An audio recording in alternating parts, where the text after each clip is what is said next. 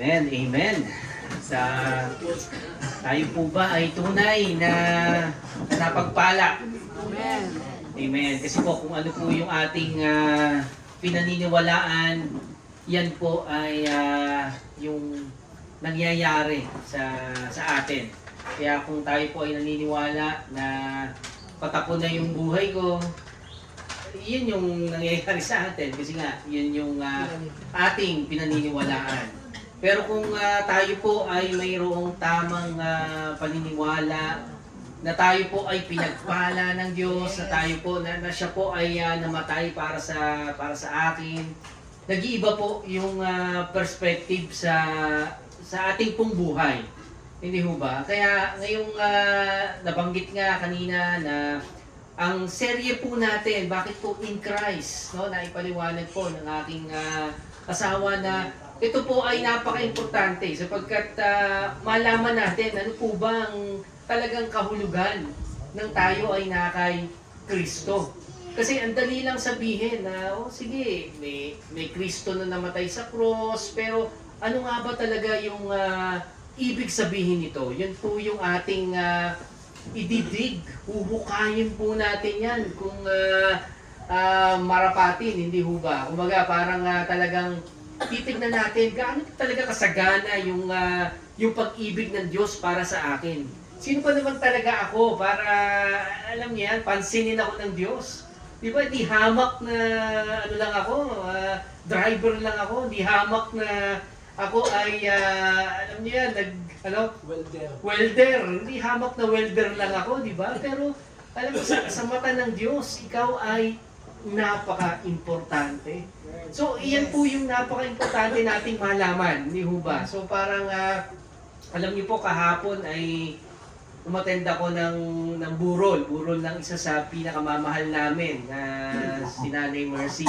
Alam niyo po, habang kami po ay naglalakad, no, na na-impress sa akin yung verse na pinakamaiksing verse sa Bible. Ang sabi po doon ay Jesus wept. Si Jesus daw po ay umiyak. So, ang senaryo po dito ay si Lazarus po ay namatay eh. Si Lazarus ay kaibigan ng ating pong Panginoong Jesucristo. At meron pong kapatid nitong si Lazarus, si Martha at saka si Mary. Pero alam niyo po, nung pagpunta niya at nalaman niya na itong kaibigan niya si Lazarus ay namatay, mga kapatid, umiyak ang Panginoon. So parang iniisip ko, bakit kayo iiyak? Di ba Diyos kay? Sa totoo nga, kaya mo siyang buhayin eh. Hindi mo ba? Kumbaga parang yun ang nangyari. After 3 days, si Lazarus ay binuhay ng ating Panginoon. Pero ang tanong, bakit pa rin ba siya umiyak?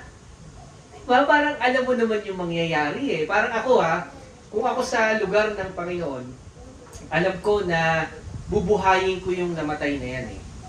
So, parang di ba ang tendency ko, paglapit ko kila Lala, paglapit ko kila ML, okay, magkalala. Naku, ano lang yan, mabilis na problema lang yan. Chicken lang yan. Hindi ba ganun ang ating reaksyon? Pero ang Panginoong Jesucristo natin umiyak eh. Di ba? So, ibig sabihin, ganun siya ka-compassionate sa iyo.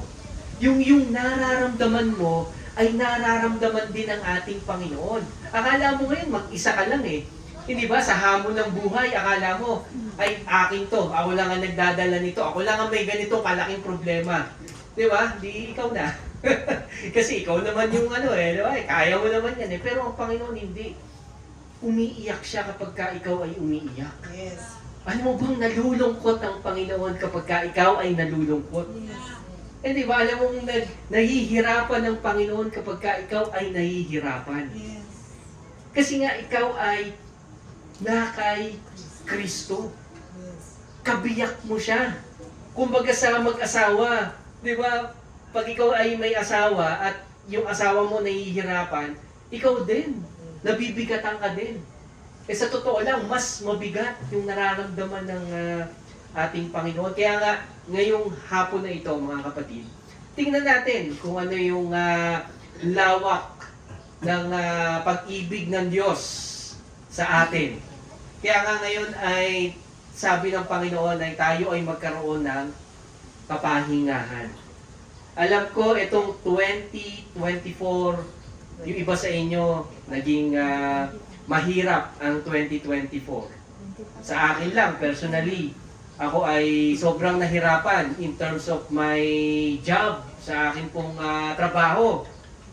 At nagkaroon din ng para siyang roller coaster. Pero ang Panginoon, yung kapahingahan na sinasabi niya ay nandun pa rin po sa atin. So, hindi tayo nag-iisa.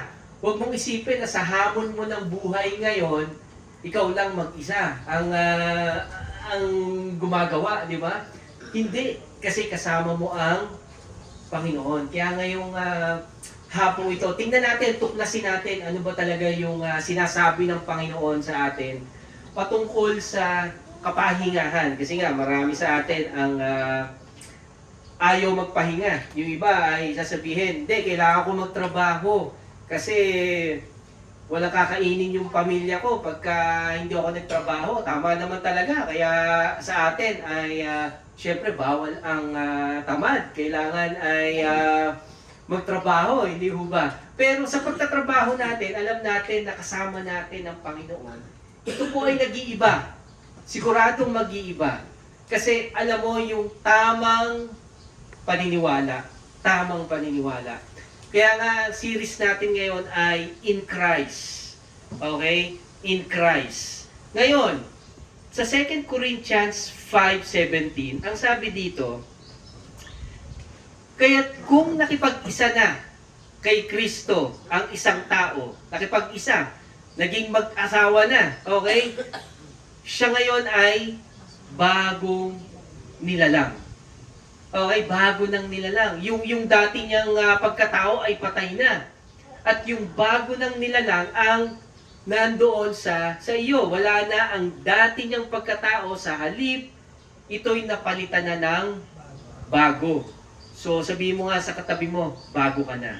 Bago ka na. Ayan, bago ka na. Diba? So, yung dati, hindi ka masipag. Ngayon, masipag ka na. Diba? Tama ba yan?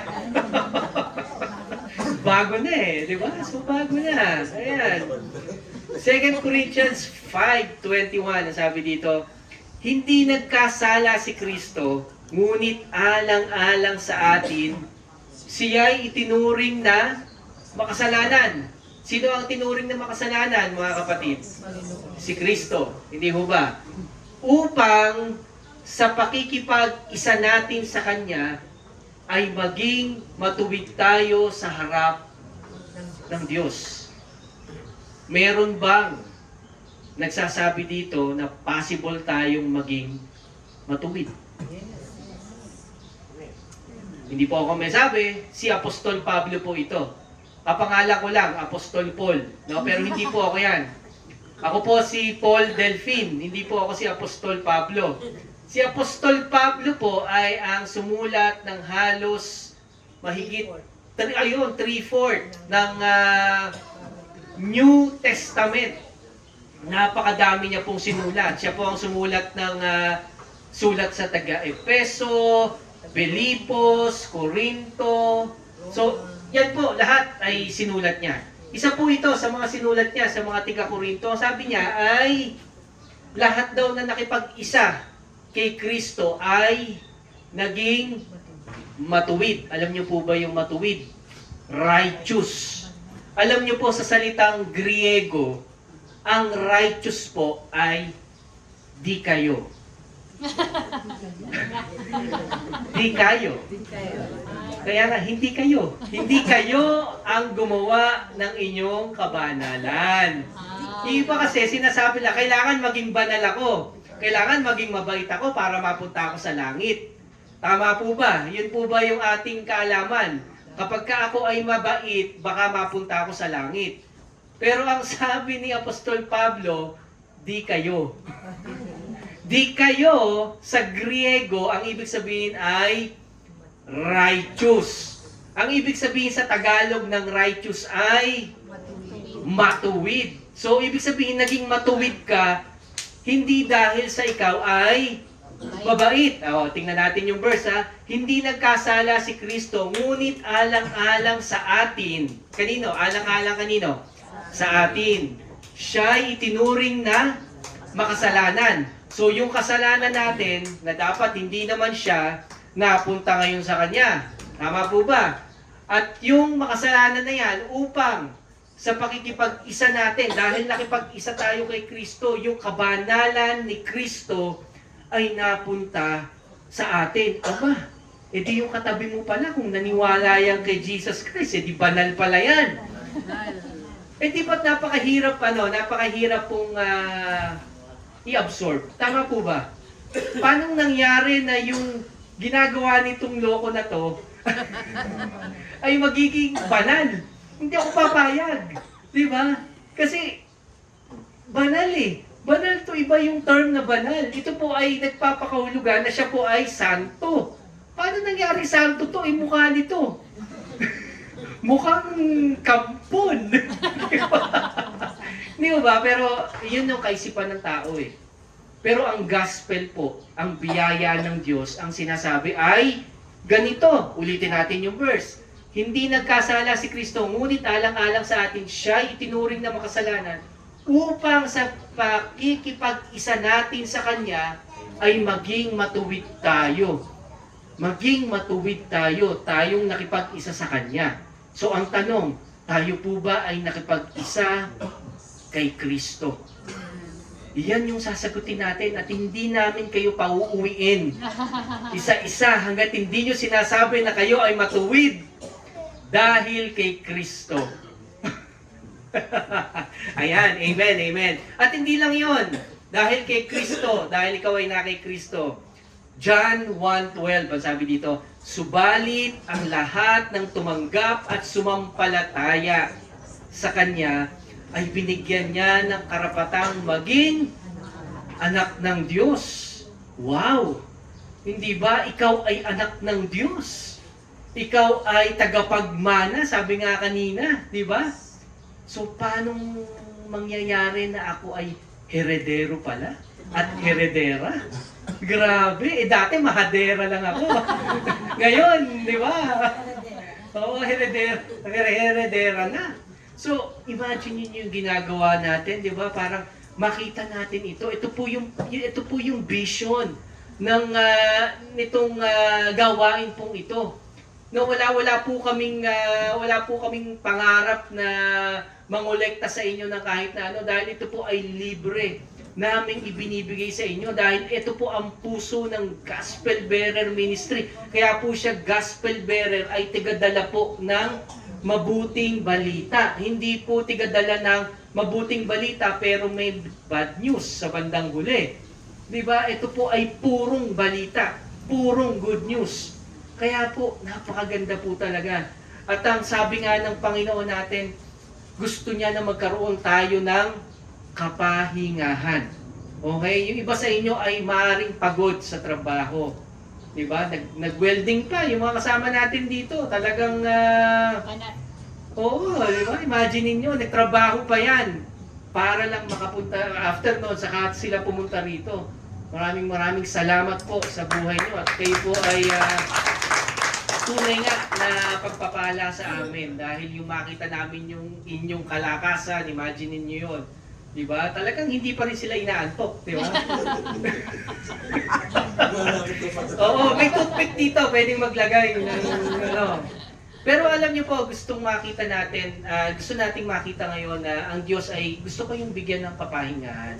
Ang mundo ay hindi kayo bibigyan ng kapahingahan yan eh. Kasi sa mundo, kailangan performance. Kailangan galingan mo sa trabaho, kailangan galingan mo dito, kailangan mahusayan mo to. Kasi pag sumablay ka rito, di ba, pagagalitan ka ng boss mo. Di ba? Hindi ka kikita. I mean, yun ang binibigay ng mundo, pero iba ang sinasabi ng ating Panginoong Jesucristo. Alam niyo po, sa Mateo 11, ito po ang sabi ng ating Panginoon. Nang panahong iyo'y sinabi ni Jesus, Ama, ito po Panginoon ng langit at lupa, salamat sa iyo sapagkat inilihim mo ang mga bagay na ito sa marurunong at matatalino at inahayag mo naman sa mga may kaloobang tulad ng sa bata. Ano po ba ang pinapartikular ni Jesus dito? Alam niyo po, nung panahon kasi ni Jesus, ay yung mga tinatawag na Griego, sila po yung mga matatalino. So sila po, ang akala nila ay itong gospel, ito pong binibigay na balita ng ating Panginoon ay sa kanila katangahan po ito. So ngayon, dito, meron namang mga Pariseyo. Ang Pariseyo, sila po yung mga pari nung unang nung panahon ni Kristo. At ang gusto naman nilang mangyari, kailangan maging mabuti kang tao. Kasi kapag hindi ka naging mabuting tao, ikaw ay hindi mapupunta sa langit. Yun po yung kanilang panukala. No? So, ngayon, etong gospel na sinasabi ni Jesus Christ, no, inilihim daw niya sa mga marurunong at matatalino. Dahil hanggang ngayon pa rin naman po Di ba maraming mga doktor, maraming mga abogado ngayon, ang hindi nila tatanggapin ng gospel. Ibig sabihin ba, hindi na ako gagawa? So, ibig sabihin ba, kahit hindi ako gumawa, ako ay mapupunta sa langit? Hindi po pwede yan. Kailangan maging mabuting tao ako. Kailangan masunod ko yung 10 utos. Kailangan gawin ko ito. O di gawin mo, gusto mo. Ganun lang naman kasimple yun. Diba? Gawin mo kung ano yung gusto mo. Pero ang sinasabi lang natin ay ano yung sinasabi ng Biblia. Okay? So, ayan. Inilihim ng Panginoon doon sa marurunong at matalino. So, kaya ikaw ay mapalad. Diba? Kahit minsan na iniisip mo, hindi naman ako nakapagtapos ng pag-aaral, paano ko ba maiintindihan yung Biblia? Hindi ho ba? Parang paano ko maintindihan yan hindi naman ako doktor, hindi naman ako abogado. Hindi po para sa mga marurunong at para sa mga matatalino ang Biblia. Diba? Dahil ito po ay regalo ng Panginoon. Yung pong naupo ka dyan, naintindihan mo na mahal pala ako ng Diyos, na ako pala ay pinagpala at pinaburan sa kabila ng lahat ng mga ginawa ko. Iyon ang gospel at iyon ay pinaintindi sa'yo ng Panginoon at iyon ay regalo sa'yo. Kaya magpuri ka. Kasi ito ay nilihim sa mga matatalino. Marami dyan nakala nila sobrang talino. May doctorate ako, ba't ako maniniwala sa'yo? Ikaw, hindi ka naman nakapagtapos. Diba? Pero patuloy lang. Diba? Alam mo yun na sa Panginoon pala, inilihim niya yon sa mga masyadong matalino. Kaya, praise God, sapagkat hindi mo kailangan magtapos ng Bible school, hindi mo kailangan magtapos ng doctorate degree para pala maunawaan ang sinasabi ng Panginoon, sapagkat ngayong nakaupo ka rito, sinasabi ng Panginoon na ikaw ay pinagpala at ikaw ay pinaburan. Ang gawin mo, tanggapin mo. Yeah. Amen. Dahil ito ay regalo sa iyo. Tuloy natin. Oo, Ama, sapagkat ganoon ang nais mo. Ibinigay mo na sa aking Ama ang lahat ng bagay. Walang nakakakilala sa anak kundi ang Ama. At walang nakakakilala sa Ama kundi ang anak at ang pinili ng anak na pagpahayagan niya. Pinili ka, kapatid. Kaya ikaw ay pinagpapahayagan ngayon. Di ba? Ng kapahingahan na may biyaya kapag tayo ay nagpahinga kay Kristo. Di ba? Alam niyo po yun na parang akala natin lahat ay performance. Di ba? Pagka nahawakan ko lang to, sigurado ako ay gagaling. Hindi mo na kailangang hawakan, kapatid. Sapagkat ngayon pa lang, magaling ka na. Di ba? Yan ang sinasabi ng ating Panginoon. Kaya sabi ng Lord, sabi ni Jesus dito, lumapit kayo sa akin. Kayong lahat na nahihirapan at lubhang nabibigatan. Ikaw ba ay nahihirapan ngayon? Ikaw ba ay nabibigatan ngayon? Kapatid, para sa itong mensahe na ito. Sapagkat meron tayong pagkakataon na ibigay ngayon kung ano man yung hirap ng puso natin ngayon, kung ano man yung sakit na nararamdaman natin yung ngayon, yung kabigatan na meron sa iyo ngayon, pwede mong ibigay. Diba? At kayo, bibigyan ko ng kapahingahan. So meron bang kapahingahan sa ating Panginoon? Amen. Yes! Meron. Kasi ang sabi ni Jesus, offer yan ni Jesus sa atin na nahihirapan at napapagan. Diba? Nabibigatan. Kaya pinagpala yung nabibigatan sapagkat merong magpapasan ngayon ng iyong hirap. At iyon ay walang iba kundi si Jesus. Amen. Amen. Kaya nga sabi na dito sa 11:29, pasanin ninyo ang aking pamatok. Yan. Pamatok. Okay? At matuto kayo sa akin sapagkat ako'y maamo at may mababang loob. Makakatagpo kayo sa akin ng kapahingahan. Marami sa atin ang hinahanap na kapahingahan ay pupunta ako dito sa ganitong lugar, baka sakaling mapahinga ako. Pero alam niyo, pagbalik niyo ng bahay, mas pagod pa kayo eh. Di ba? O yung iba naman sa inyo ay pupunta sa inuman dahil baka dito ako makaka-release ng aking problema. Tatawagin ko yung barkada ko, di ba? Tapos pagtawag mo sa barkada mo, di sige, inuman kayo. Pagkising mo sa umaga, sakit sa ulo, nandun pa rin yung problema mo, nadagdagan pa. Di ba? Dahil magpapatingin ka pa ngayon dahil meron ka sakit sa atay. Di ba? So, alam niyo yun, yung ino-offer kasi ng mundo ay hindi po nasusustain. Hindi po ito, kumbaga, hindi po ito sustainable yung pong ino-offer ng mundo. Pero yung ino-offer, mga kapatid, na kapahingahan ng ating Diyos, ni Jesus, grabe. Diba? Alam niyo po ba yung pamatok? Yung pamatok na yan ay ginagamit nung araw sa pagsasaka. Kaya pakita nga natin yung ano. Ayan. So merong dalawang kalabaw. Ayan. Okay, so yan yung nilalagay dun sa gitna. Ito. So, ibig sabihin, lalagyan silang dalawa. Tapos, yung isa, normally, ay matandang, kumbaga, experience na baka. So, halimbawa, yung isa ay experience na baka. Ito. Tapos, hindi, parang mas malaki to. Sorry. So, kabila. Okay. So, ito pala yung may experience na baka. Di ba? Yung medyo alam na niya kung paano magsaka. Tapos, ito yung maliit, bago. So, ibig sabihin ay yan yung tuturuan. So, ang gagawin niyan ay papasanin nilang dalawa. No? Yung pamatok, yung yoke sa English. So, sabay sila ngayon. Lalakad sila, tapos magsasaka sila. So, yun yung gagawin nila. Hanggang sa masanay itong baka na bata at siya ay mismo na kaya na niya dalin yung kanyang sarili. Mga kapatid, ganito yung ginagawa ng Panginoon sa atin. Lagi niya tayong sinasamahan. Pero ang problema lang minsan sa atin ay masyado tayong magaling, masyado tayong nagpapatiuna. Diba? So, pero alam nyo, sa Panginoon, mayroong kapahingahan. Kaya ang sarap pagka nasa Panginoon ka eh. Kasi alam mo na napapahinga ka sa kabila ng marami mong problema, gumagaan. Kasi alam mo, ang Panginoon talaga yung kumikilos sa iyo. Diba?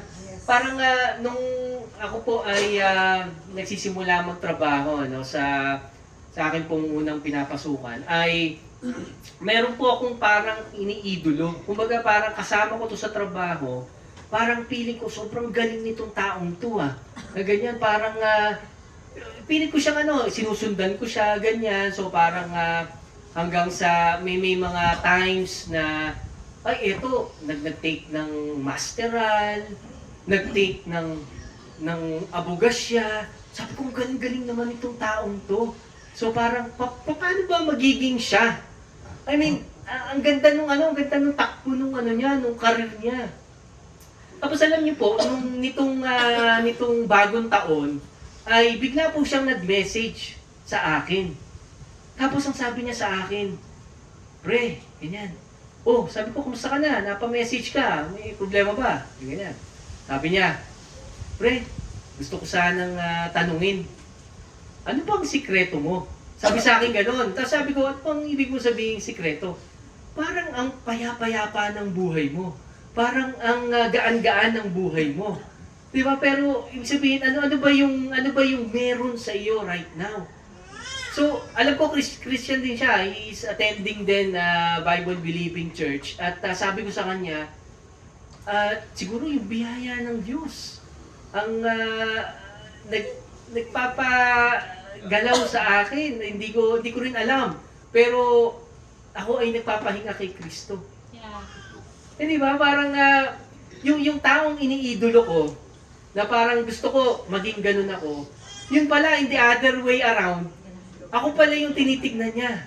So parang sabi ko, nagulat ako kasi nga ang Panginoon ay nagbibigay talaga yung nakikita mo talaga na ikaw ay unti-unting nagiging relax dun sa buhay mo, para nagiging kalmado ka lang. Kalma lang, di ba? Kalma lang. Alam mo, mahirap ang buhay, pero kapag ka ikaw ay kay Kristo, kumakalma yung buhay, di ba? Yes. Ano mang unos, Yes. ano mang bagyo, hindi ba't kaya niyang pahintuin? Yes. Di ba? So parang, ano yung ikatatakot ko right now kung ganito yung sitwasyon ng buhay ko. Di ba, alam ko kasama ko ang Panginoon. Di ba, sa bawat lakad ng aking buhay, sa bawat gagawin ko sa buhay, alam ko kasama ko ang Panginoon. At grabe, iba yung naging impact sa akin na to the point na may magtatanong pa sa akin, parang ano bang sikreto mo? 'Di ba? Parang gusto kong sagutin, inborn lang. 'Di ba? Pero hindi, syempre. Hindi ko gagawin 'yon sapagkat tayo ay nagbabahagi ng salita ng Diyos. At sabi ko nga sa kanya, si Kristo lang. Si Kristo lang ang tunay na kapahingahan.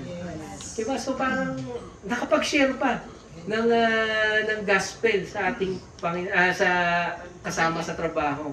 So, balik natin, 11:30, sapagkat madaling dalhin. Anong sabi dito? Madali daw dalhin ang pamatok at magaan ang pasaning ibibigay ko sa inyo. Mga kapatid, meron tayong pasanin sa buhay. Pero ito ay gumagaan kapag tayo po ay nakay Kristo. Kaya, saan pa tayo? Yes. Hindi ba?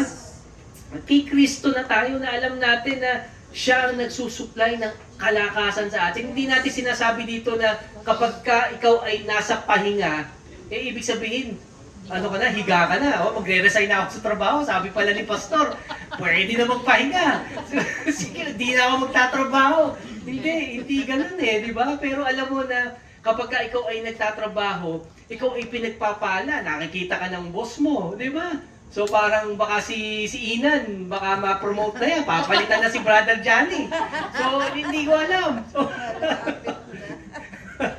pero alam niyo yun, yung sitwasyon, minsan nagbebenta ka, di ba? Nagtitinda ka. Alam mo yun, yung kapag nasa iyo yung pabor ng Panginoon, sa iyo bumibili yung mga tao, ikaw yung nakikita ng mga tao. Hindi yan dahil sa magaling kang magtinda. Kung hindi dahil ikaw ay pinagpala. Hindi ba? So, yun kapatid Yun yung sinasabi natin na hindi tayo magre-resign sa trabaho dahil ngayong year na to ay kapahingahan. Magre-resign na lang ako. Di ba? Hihintay na lang ako ng biyaya. Di ba? Parang, hindi pero alam mo na yun yung gusto mong gawin. Di ba? Parang alam mo na ang Panginoon ay nasa iyo sa bawat gagawin mo. Yes. Di ba? Kaya ang Panginoon is very compassionate sa iyo. Lagi kanyang sinasamahan. So imagine mo kapag ikaw ay napapagod, 'di ba? Gusto kanyang alagaan, gusto kanyang sabihin sa iyo na alam mo yan na lika dito, 'di ba? Kumuha ka sa akin ng kalakasan. 'Di ba? Bibigay ko sa iyo ang kalakasan na 'yan. 'Di ba? Kailangan mo ng provision. Halika, lumapit ka sa akin. Bibigyan kita ng provision. Dahil hindi ako nauubusan Di ba? Kaya tayo lumalapit sa Diyos. Kaya alam nyo, may tagpo na kung saan dito yung mga alagad ni Jesus Christ, no? Nangaral sila. Nagbahay-bahay sila. Punta sila sa bahay ni ganito, tapos ang gagawin nung may-ari ng bahay, maaaring paalisin sila. Kasi, sino ba naman itong mga alagad na to? baka ibang relihiyon to, hindi ko to tatanggapin, ganyan. So, syempre nakakapagod yun, yung humayo. Alam ko sila, Brother Ramon, talagang paspasan yan kapag pag humayo yan. Sabihin, kumakatok sila doon sa mga pinto, tapos sila ay nagbabahagi ng salita ng Diyos, doon sa mga gustong makinig. Pero syempre, may mga ayaw eh. Hindi ba? Hindi naman lahat ay gusto ng Biblia, ng salita ng Diyos. Yung iba ayaw din. Alam niyo po, yung mga alagad, talagang syempre, sila ay humayo, tapos napagod. Hindi ba? Ang Panginoong Jesucristo ay very compassionate. Ito nga yung sasabihin ko sa inyo. Kaya sabi niya dito sa dito yun sa Mark chapter 6 verse 30. Sabi niya dito, bumalik kay Jesus ang mga apostol. So galing sila sa labas. Tapos nangaral sila ng salita ng Diyos, no? Tapos bumalik kay Jesus ang mga apostol at iniulat nila sa kanya ang lahat ng kanilang mga ginawa at itinuro. So nag-report sila sa boss nila. Siyempre kasi humayo sila no? Nag-share sila ng gospel. So ngayon, pagbalik nila, no, ito subalit sa verse 31, sabi dito, subalit napakaraming taong dumarating at umaalis at hindi na nila makuhang kumain. So imagine dahil sa dami ng tao noon, dahil sikat na si Jesus noon, dahil nagpapagaling, sobrang busy ang mga apostol. So sila lahat talagang napapagal na, hindi na makakain. Kaya sinabi ni Jesus, alam ni Jesus di ba imagine mo yung nararamdaman ng mga apostol na gutom na ako, Lord di ba parang grabe fasting ko. Di ba parang nakakailang araw na tayo puro sundot na lang ng para lang makakain, di ba? Pero ito ang sabi ni Jesus, nakakatuwa. Ito, basahin natin. Kaya sinabi ni Jesus sa mga alagad, magpunta tayo sa hindi mataong lugar upang makapagpahinga kayo na kaunti. Di ba kasi alam ni Jesus na pagod ka Alam ni Jesus na pagod yung mga alagad niya. So, alam niyo yun, si Jesus pa yung nag-aaya sa kanila. Hindi ba napakagandang picture po noon? Na kung sa ating buhay, ikaw ay pagod. Hindi ba mayroong ino-offer ang Panginoon sa atin na halika muna, punta muna tayo dito. Alis muna tayo doon sa magulong mundo. Di ba? Minsan, kailangan mag-isa. Mag-isa tayo sa Panginoon. Di ba? Napakasarap yan. Kaya minsan, pagka natuturete ka na sa boses ng asawa mo, minsan, punta ka lang doon sa, di ba? Oo, di ba? Narinig ka na. Ay, hindi, napakaganda ng boses. Di ba? Kumanta kanina, di ba? Sobrang kaya ako, hinahanap-hanap ko yung boses ng misis ko Pagka, alam mo yun, pagka isang araw hindi ko narinig yung boses ng misis ko, na parang nag-aalala ako. Oo, kailangan naririnig ko. Bawi. Bawi agad. Hindi, pero sa totoo lang, di ba, marami tayong kapaguran, di ba? Pero ang gusto ng Panginoon ay magkaroon tayo ng time para sa Kanya, di ba? Parang minsan nasarap din kumawala, yung totally wala kang social media, as in makikinig ka lang ng worship song, yung mga ganyan, parang makikipag-usap ka sa Panginoon mo na, kasi mahal na mahal ka niya Di ba parang gusto niya mapahinga ka Marami sa atin, teka gagawin ko to. Mamaya hinga natin sa buhay, kung masyado tayong naiingayan sa mundo, pwede tayong pumunta kasama ang Panginoong Jesucristo kasi kasama natin ng Lord kahit saan tayo pumunta. Kaya, alam niyo yun, i-take niyo yung opportunity na yun na makapagpahinga. Sapagkat napaka-importante ng pahinga. Alam niyo po kung bakit?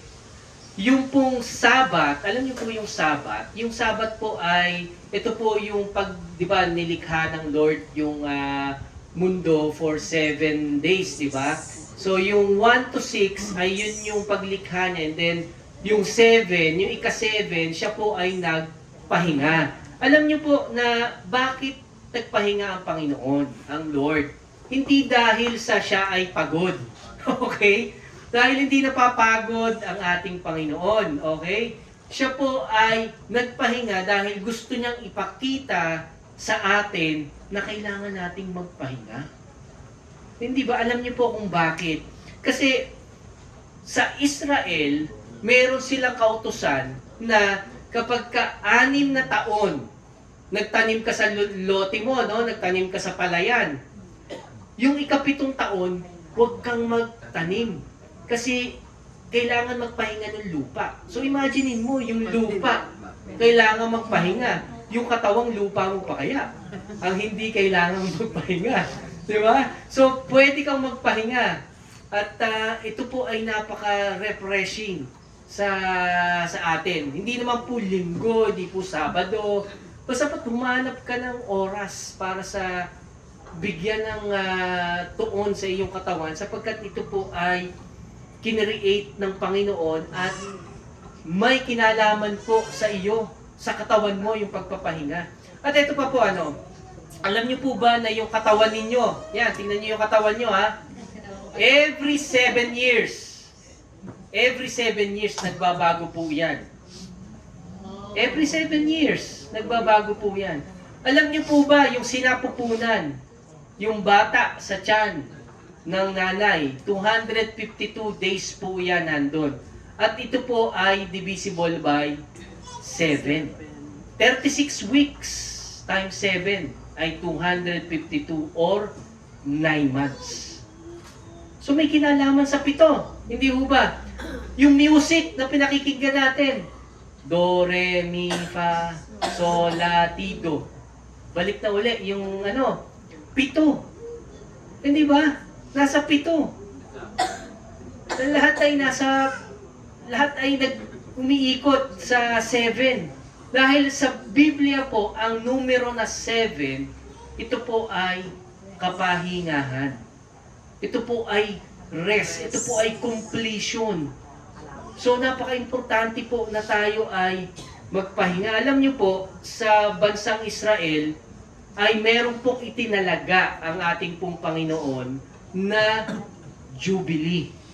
Alam niyo po yung Jubilee, hindi po Jollibee, kundi Jubilee. Alam po, gutom na po kayo at nakakaamoy kayo ng langhap sarap. Pero meron din pong Jubilee ang sinasabi ang Biblia. Ito po ang sabi. Ito po Leviticus 25. Ayan. Siguro hindi niyo po nabuklat yung Leviticus ninyo sa Bible. Pero dito po lagi po natin tinitignan to dahil yung kautusan, kung ano po yung inutos nun before ng Panginoon, ito po ay nagre-reflect kay Jesus. Ito po ay person ni Jesus. So tingnan po natin. Bibilang kayo ng 7 taon. Ano yan? 7 times 7. Bale, 49 na taon. 49 years. Sabi dito Pagkalipas nito sa ika-10 araw ng ika-7 buwan na siyang araw ng pagtubos sa kasalanan. Hihipa ng malakas ang trompeta sa buong lupain. So ibig sabihin, pagsapit ng 7 times 7, which is 49 years, ito yung kanilang Jubilee. Okay? So meron silang Jubilee. Anong ibig sabihin nito? Ano ba nangyayari dyan sa Jubilee na yan? Sa ganitong paraan, tuloy po natin. Sa ganitong paraan, itatangi ninyo ang ika-50 araw, ika-50th year. Ipapahayag ninyong malaya ang lahat sa buong lupain. Okay. Ito ay inyong taon ng paglaya. Ang alipin ay babalik sa sariling tahanan. At ang lupaing maipagbili ay isasauli sa dating sana? Escape artist. Kita yung photo sa Sa dating may-ari. Ayan. Hindi lang na-capture. Pero, tingnan natin ulit Ayan, sa dating may-ari. So, ibig sabihin, pag hudyat, merong trompeta. Okay, so maghuhudyat yon. Yung trompeta na yon, pag nag-sound yon sa bansang Israel, ibig sabihin iyon po ay ang Jubilee. So, kapag ka may Jubilee na, yung lupain mo nung dati, na isanla mo, yun ay babalik sa iyo. Okay? Kung ikaw ay alipin, ikaw ay merong karapatang umuwi, pabalik sa iyong tahanan. Imagine yung alipin nung dati, hindi po yung alipin ngayon o yung halimbawa may kasambahay kayo na kung gusto ng kasambahay yung umalis ay aalis. Hindi po ganoon kasi yung alipin nung panahon ng Israel ay binibili. So ibig sabihin kung halimbawa si Jace gusto kong bilhin alipin ko, babayaran ko yan. Mahal, Diba? mahal. Medyo mahal ng konti kasi maganda, tsaka maganda boses. So, ibig sabihin, medyo mahal yung ibabayad ko dyan. So, depende sa presyo ng alipin. Okay? So, ganun po yung nung araw. So, ngayon kasi may pumapasok katulong di ba? Yung papasok sila sa isang pamilya, pwede po ba akong pumasok na katulong? Ganyan. So iyon ay, pag ayaw mo na, ayoko na po sa amo ko kasi masamang tao yung amo ko, nananakit, ganyan, aalis na ako. Sa panahon ni Israel, hindi po pwede kasi binili ka eh.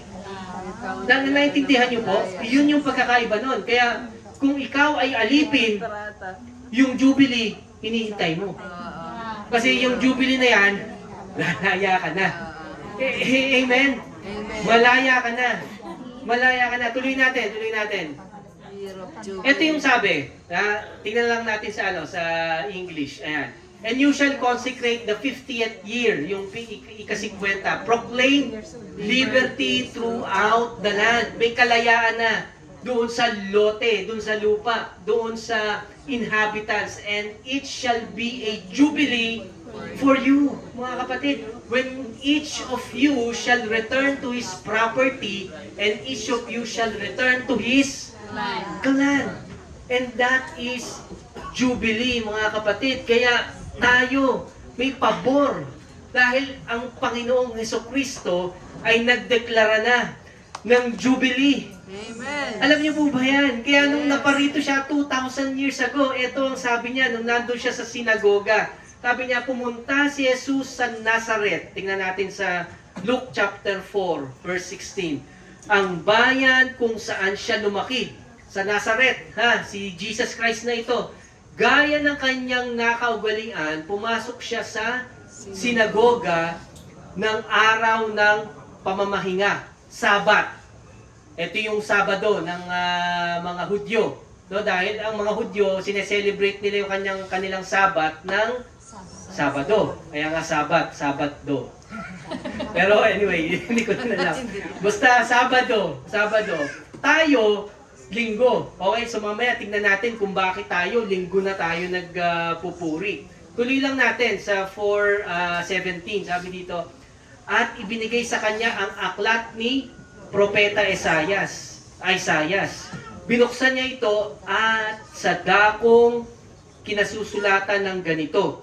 So binuklat ni Jesus. Parang ganito rin, nagpipreach din si Jesus doon sa synagogue. Meron ding mga pumupunta. Dahil yung Sabbath day ay oras nila ng pakikinig. Okay? So pagpunta nila doon, eto ngayon yung sabi. Binuklat na ni Jesus, no? Imagine niyo, binuklat na ni Jesus. Kanina may pinaupo doon, kala ko si Jesus eh. Kaso nga lang, bakit kalbo eh? Sabi ko, saan pa napunta, kalbo eh. Pero ito yung sabi, di ba? So ang Espiritu ng Panginoon ay sumasa akin. Ito na ang sabi ni Jesus, sapagkat hinirang niya ako, hinirang ng Diyos Ama ang Diyos Anak upang ipangaral sa mga mahihirap ang magandang balita. Upang ipangaral. Kanino? Sa mga mahihirap. So parang, tayo yun na. Diba? Parang narinig ko yun Isinugo niya ako upang ipahayag sa mga bihag.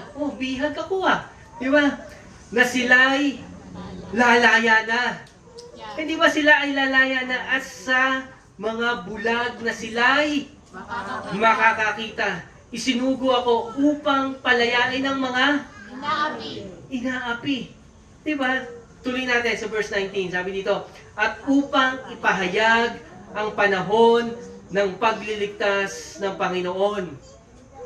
Ipahayag ang pagliligtas ng Panginoon. Inirolyo niya ang kasulatan, isinauli sa tagapag-ingat at siya'y naupo. Nakatitig sa kanya ang lahat ng nasa sinagoga.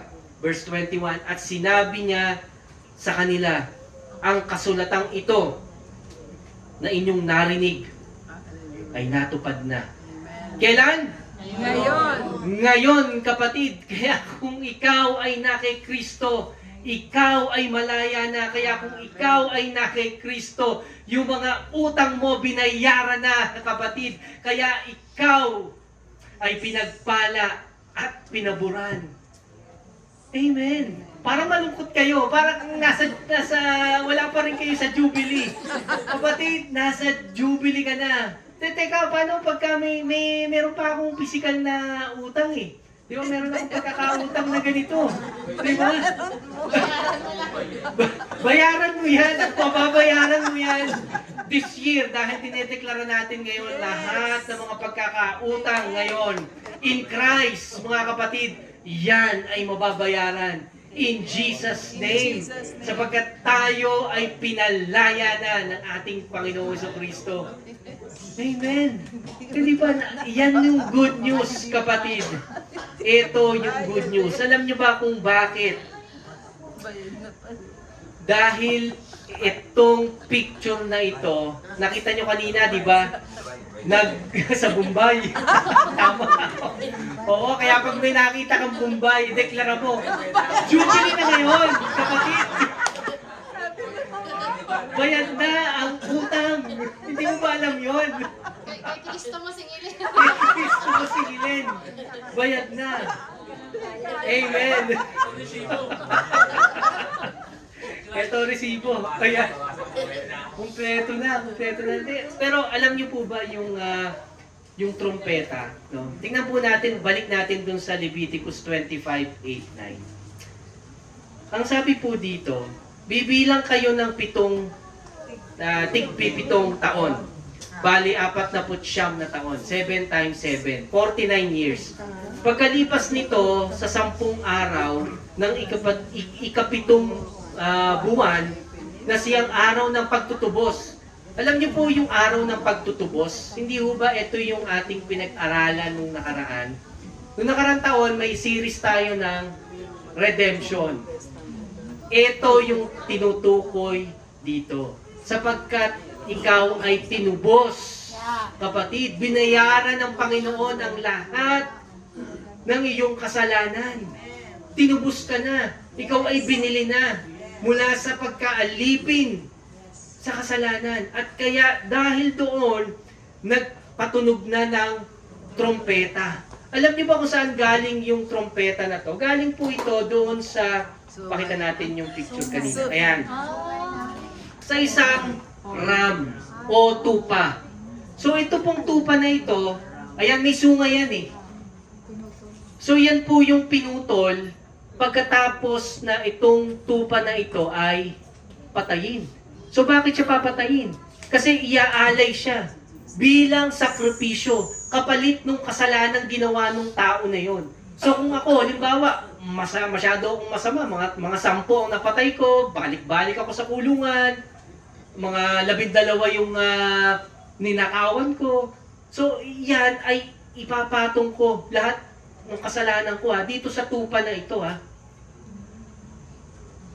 At pagkatapos nun, itong tupa na ito ang tatanggap ng aking lahat ng mga kasalanan. At yung tupa na ito ay papatayin at susunugin at itong horn o yung sungay niya, iyan yung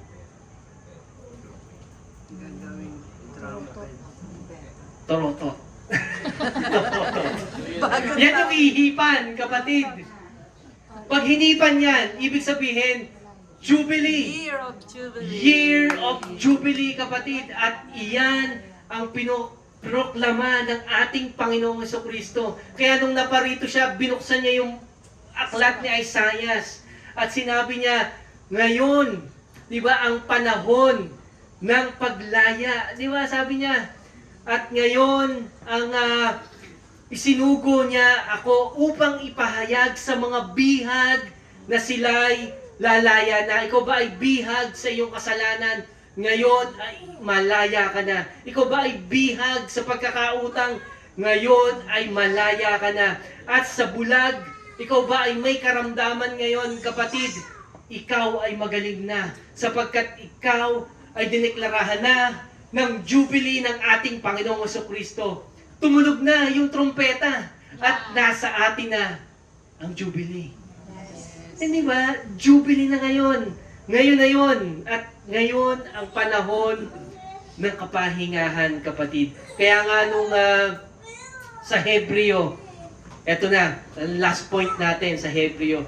Kaya nga habang nananatili ang pangako ng Diyos na tayo'y makakapasok sa kapahingahang sinabi niya. Okay? Mag-ingat kayo at baka mayroon sa inyong hindi makatanggap ng pangakong ito. Baka hindi nyo matanggap itong pangakong ito. Bakit? Tingnan natin. Sapagkat tulad nila ay nakapakinig din sila ng mabuting balita. Marami po ang nakikinig sa mabuting balita. Pero ayaw nilang tanggapin ito. Ayaw nilang pakinggan. O maaaring pinapakinggan nila tapos lumalabas lang sa kabilang butas ng tenga nila yung pinapangaral. Pero sana ay wag mangyari sa atin ito sapagkat tulad nila ay nakapakinig sila ng mabuting balita, ngunit hindi nila pinakinabangan. Hindi nila ginamit. Di ba? Sinabi sa iyo na may kapahingahan kay Kristo. Pero anong ginawa mo? Hindi. Magpapagal pa rin ako. Ako pa rin to. Di ba gagawin ko pa rin to para makuha ko ang pabor ng Diyos? Nakuha mo na ang pabor ng Diyos. Dahil idineklara na ang Jubilee ngayon. Hindi ho ba? Kaya tayo, mga sumampalataya, ay tumatanggap ng kapahingahang ipinangakong ito'y ayon sa kanyang sinabi. Sa galit ko'y aking isinumpa. Hindi sila makakapasok sa lupain ng kapahingahang aking ipinangako. Sinabi niya ito kahit tapos na niya ang kanyang mga gawain mula ng likhain ang sanlibutan. Bakit kaya? Sapagkat sinabi sa isang bahagi ng kasulatan, sa verse 4 na tayo at sa ikapitong araw nagpahinga ang Diyos sa kanyang paglikha. At muli pang sinabi, hindi sila makakapasok sa lupain ng kapahingahan aking ipinangako. Ang mga naunang nakarinig ng magandang balita ay hindi nakapasok sa lupain ng kapahingahan. Dahil, ito ang rason, kapatid, kung bakit hindi sila nakapasok sa kapahingahan. Sino ba yung tinuturing dito? Ang ibig sabihin po nito ay yung bansang Israel, nung sila po ay papasok sa promised land. Dapat po, ang Israel, sino pong nakakaalam dito na gaano katagal naglibot yung Israel paikot dun sa promised land bago makarating? 40 years. Alam niyo po ba, by study or by land, kahit lakarin mo ito po ay mararating lang mula dun sa Egypt papunta sa Israel ng 38 days. 38 days. Bakit sila humaba ng 40 years? Dahil hindi nakapasok sa lupain ng kapahingahan, dahil hindi sila sumampalataya, kapatid. So, ibig sabihin, dahil hindi sumampalataya itong mga tiga-Israel na ito, paikot-ikot sila dun sa wilderness. Yung mga tao, for 40 years. Imagine nyo, ang tagal nun, 40 years. Pero 38 days lang makakarating sila. Hindi nila pinansin ito, hindi nila nakita kung gaano hinati ng Panginoon yung dagat. Imagine mo, ikaw na mismo yung nandun, witness ka, nakita mo kung paano hinati ng Diyos yung dagat para makadaan kayo. Tapos nung nandun ka sa wilderness, paano yung tinapay mo, bumabagsak na lang mula langit. Diba? So parang ayaw pa nilang maniwala doon. Kaya kapatid, ang kapahingahan ay ngayon. Yeah. Kaya ang tanong sa atin, tayo ba ay sumasampalataya doon sa Diyos na nagdeklara na ngayon ng kapahingahan para sa ating lahat. Amen. Dahil yun ang naging problema nila eh. Hindi sila nakapasok noon sa promised land, sa kapahingahan, dahil hindi sila sumasampalataya. Yeah. Eh bakit hindi sila sumasampalataya? Kasi nga naman, nung nakita nila yung lulusubin nila, abay, giant. Nakita nila yung 10 spies. No? Kasama, nandun din si Joshua at si Caleb na, uy, grabe, lalaki pala nitong mga giant na ito. Paano namin tatalunin yan? Pero hindi nila nakita kung gaano kalaki ang Diyos nila. Yeah. Kapatid, huwag na nating paabutin pa sa ganun. Sapagkat ngayon man, kung may problema ka na kasing laki ng giant pa yan, o kahit gaano kalaking problema pa yan, pero alam mo na ang Diyos mo ay mas malaki kaysa doon sa problema na yan. Kapatid, maniwala ka, sumampalataya ka sapagkat merong kapahingahan. Amen. Amen. Di ba? Kaya hindi sila nakapasok eh.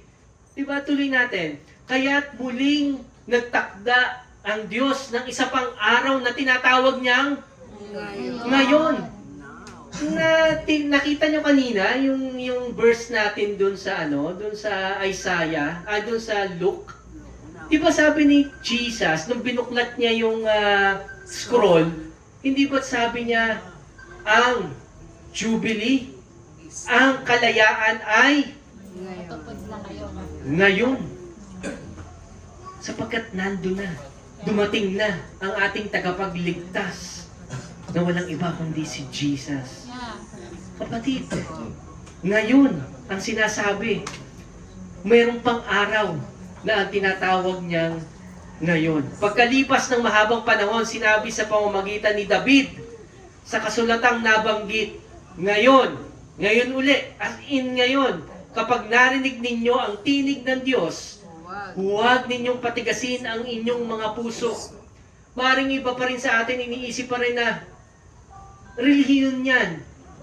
Patitigasin ko yung puso ko. Pero sabi ng Panginoon, hindi. Huwag nyo nang patigasin. Narinig ninyo ang tinig ng Diyos. Huwag nyo nang patigasin ang inyong puso. Amen. Kung ang mga tao noon ay nabigyan ni Joshua, no, ng lubos na kapahingahan. Kay Joshua, ito yun, sila to, nung panahon ng Israel, hindi siya sana ipinangako pa ng Diyos ang tungkol sa isa pang araw ng kapahingahan. Hindi pa sana nagtalaga ang Diyos ng isa pang araw na kapahingahan. Kung ang Israel noon ay nakapagpahinga sa promised land, hindi na sana nagtalaga pa ang Diyos ng isa pang araw. Pero by God's grace, may isa pang araw. Kaya kung hindi mo natanggap si Kristo noon, Yeah. ngayon, ang araw ng kaligtasan, ngayon ay bayad na ang iyong utang. Ngayon ay ikaw ay pinalaya na, kapatid. Kaya ngayon yan eh. Huwag mo nang patigasin ang iyong puso kung paanong nagpahinga ang Diyos. Sa ikapitong araw, mayroon din kapahingahang nakalaan sa mga taong sumasampalataya sa Diyos. Sapagkat ang sino mang makapasok sa lupain ng kapahingahang ipinangako ng Diyos ay magpapahinga rin sa kanyang pagpapagal. Tulad ng Diyos na nagpahinga sa kanyang paglikha. Amazing. Di mo ba? May kapahingahan sa iyo. Ikaw ba ay napapagod ngayon? Ang good news, may kapahingahan ngayon. Di ba? May kapahingahan, kapatid. Tuloy natin sa 11.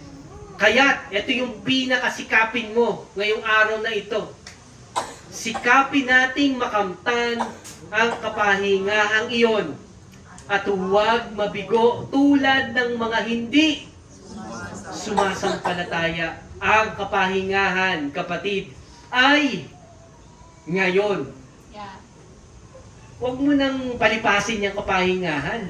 Napakasarap mag-relax sa Panginoon. At yan ay ngayon, at hindi yan bukas. Hindi yan sa 1 linggo, at hindi yan sa 1 taon, kundi ang offer sa atin ng Panginoon ay ngayon. Amen, ngayon. Kaya mga kapatid, sa mga napapagal, sa mga nahihirapan right now, sa mga broken-hearted ngayon, kung nung 2024, broken-hearted ka, kapatid, ideklara mo ang Year of Jubilee. At palayain mo na, sapagkat ayaw niya sa iyo. Pero si Jesus, gusto ka ni Jesus. At mahal na mahal ka ng Panginoon. May kilala ko, iniwan siya noong 2024. Pero ngayon daw, ngayong 2025, siya ay tinubos na. Siya ay redeemed na. Nakalaya na. Amen. Sa pagkaka-broken hearted. Kaya kapatid, ano ang ating life application? Tingnan po natin. Number 1, rest and relax in Jesus, kapatid. Nais ka niya magpahinga. No? Huwag ka mag-resign sa trabaho. Ang gusto niya ay Pagtitiwala. mag-work sa iyo. Siya yung gumalaw sa iyo. Yes. Siya yung mangungusap sa iyo. Siya yung magbibigay sa iyo ng kalakasan, yung kaalaman sa trabaho, sa business, saan ka man nandoon, sa eskwelahan ka man. Si Jesus ang magbibigay sa iyo ng karunungan. Yeah. Ano mang problema yan, kapatid. Number 2, listen and read the Word. Kapatid, patuloy tayong makinig sa salita ng Diyos. Sapagkat ito lang yung sinasabi na buhay. Yes. Alam niyo po, ang salita ng Diyos ay buhay. Ito po ay aktibo, sabi ng Biblia. Yung pong salita ay naging si Kristo. Nagkatawang tao yung salita. At kung the more na kumukuha ka, the more na kumakain ka ng salita, the more na nananourish yung iyong spiritual life. Yeah. Kaya read the Word. Basahin po natin yung Word. Napakadami sa Facebook. Diba? Tingnan po natin. Diba? Sa app natin, sa cellphone natin, bago tayo magtrabaho, magbasa tayo ng isang verse. Napakasarap po niyan. Listen and read the Word. And then, number 3, preach, share the gospel. Yung may magandang ginawa sa iyo ang Panginoon. I-share mo yun, di ba? Alam mo, ang ganda nung ginawa sa akin ng Lord eh. Di ba? Katulad nung experience ko ng New Year, di ba? Minessage ako nung kaibigan ko nung dati na siya parang wasted sa trabaho, wasted sa bagay-bagay pertaining sa kanyang buhay. Pero alam niyo po, nakapag-share pa rin ng Word. Na-share pa rin natin ng kalakasan na ang alam niyo, kapahingahan ay kay Kristo lamang po matatagpuan. Yes. Amen. Amen. Preach and share the gospel. At ano po ang ating big idea, mga kapatid? Ang ating pong big idea ngayong linggong ito, kay Kristo, meron akong kapahingahan. Let's declare Jubilee, mga kapatid. Sapagkat meron ng kapahingahan right now, hindi bukas, kapatid, ka magpapahinga. Hindi sa susunod na linggo ka magpapahinga, kundi ngayon. Diba ngayon ang araw ng kapahingahan kay Kristo. Kaya kapatid, kung nais mo ng tunay na kapayapaan, nais mo ng tunay Yes. na kapahingahan sa buhay mo, maaaring na-stress ka sa mga bagay-bagay na nangyayari. Hindi lang sa trabaho mo, sa pamilya mo. Na-stress ka sa pamilya mo, na-stress ka sa sitwasyon mo ng buhay ngayon. Kapatid, si Jesus, ang sabi niya, come to me. Lapit ka. Diba? Come to me and I will give you rest. Walang ibang makakapagbigay sa atin ng tunay na kapahingahan kundi si Jesus lang. Lapit tayo kay Jesus. Kasi siya yung tunay na bukal ng tubig na hindi nauubos. Siya yung tinapay, tunay na tinapay. Sabi niya, I am the bread of life. Di ba lahat ng lumalapit sa Kanya ay hindi na magugutom? Saan pa tayo, kapatid? Kaya kung ikaw yan at ninanais mo ng kapahingahan sa Panginoon, ikaw po ay sumabay sa aking panalangin. Kaya inaanyayahan ko po ang bawat isa. Kung po pwede po, tayo po ay tumayo. Kung nakikita mo ang buhay mo ngayon, 2024 o noong mga nakaraang taon ay masyadong stressful. Alam niyo po, ang stress ay nakakapagpadala sa atin ng karamdaman. Ang stress ang isa sa mga number one killer ng ating pong katawang lupa. Kaya kapatid, kung ikaw ay stress, ang Panginoon po natin right now ay nag-o-offer sa atin ng kapahingahan. At kung ikaw yan, sabayan mo ako sa panalangin ito. Panginoong Jesucristo, maraming salamat. Tunay nga ang iyong salita ay makapangyarihan. Panginoon, naniniwala ako ngayon na dineklara mo na ang jubilee sa buhay ko. Kaya Panginoon, alam kong may problema, pero ikaw ang solusyon sa lahat ng ito. Salamat sa iyong salita, Ama. Sapagkat tunay nga na sa iyo ako ay malaya, ako ay pinagpala, ako ay lubos na pinaburan. In Jesus' name. Amen. Amen. Kapatid, salamat sa salita ng Diyos sapagkat tunay nga ng salita ng Diyos ay buhay at nangungusap sa atin. Kaya po tayo po ay huwag magsawa sa pakikinig ng salita ng Diyos. Ano po yung ating life application? Number 1, tayo po ay mag-rest in Jesus. Makinig ng makinig sa kanyang salita at i-share yung gospel niya, yung na-experience natin sa kanya. Amen, amen. Come on, give Him praise. Palakpakan natin ang Panginoon.